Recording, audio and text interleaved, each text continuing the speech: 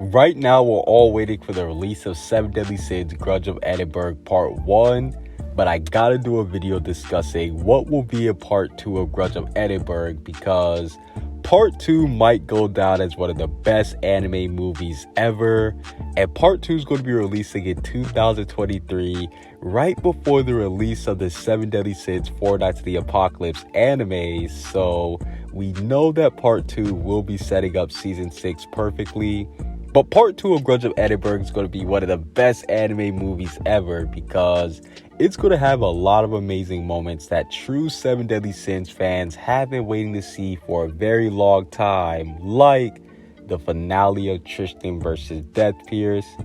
In Part 1, Tristan and Deathpierce are going to meet a couple of times just to build up the tension between the two. But Part 2 is going to be where we finally see Tristan defeat Deathpierce, and Tristan is going to learn about the Chaos Knights for the first time. And speaking of the spooky Chaos Knights,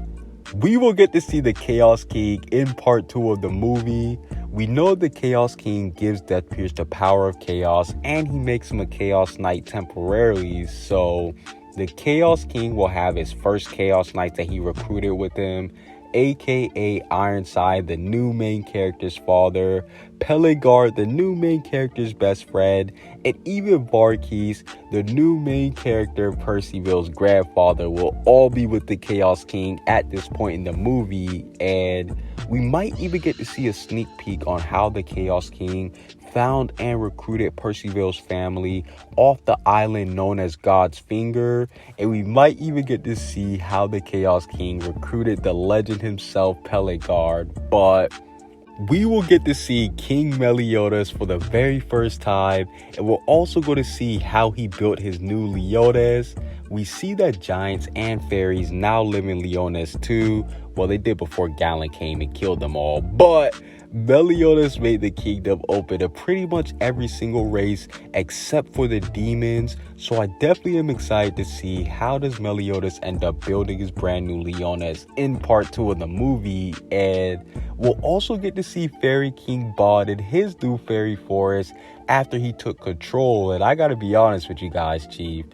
Bod isn't doing such a great job at being the fairy king, and it makes sense because he's not a fairy himself, so he doesn't really prioritize saving the fairies like how a true fairy king would, and this leads to Lancelot having to take on responsibility of protecting the fairy forest by himself from humans or other races who try to come in there and harm the fairies. So you know what this means. We will get to see Lancelot in Part 2 of the movie, and man, oh man, this is going to be perfect. We know that Lancelot plays a massive role in 7 Deadly Sins 4 Nights of the Apocalypse from Chapter 1, and he's easily the most developed member of the 4 Nights of the Apocalypse that we've seen, so I wouldn't be surprised if Lancelot makes a huge appearance in Part 2, and he might even help Tristan in his final fight versus Deathpierce, which I think will make for the perfect final fight of the movie. Tristan and Lancelot teaming up to fight Deathpierce might be equivalent to Goku and Vegeta teaming up to fight Janemba, but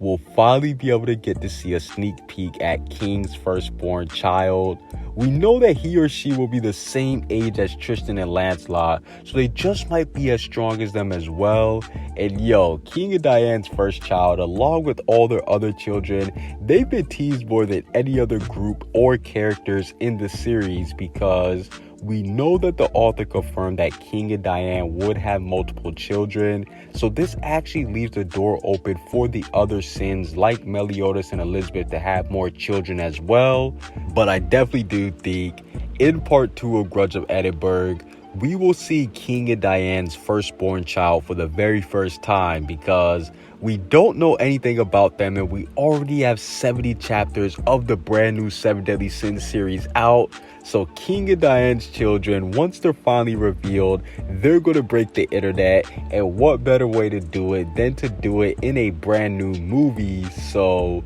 Part 2 of Grudge of Edinburgh will go down as one of the best anime movies ever. Not only is it going to have amazing fight scenes that are going to be the main highlight of the movie, but it's also going to have very important moments for the plot of 7 Deadly Sins Season 6 being highlighted in the movie as well. So if you're a true fan of 7 Deadly Sins, you won't want to miss a single second. Comment what you guys see down below. Subscribe if you haven't. Peace out.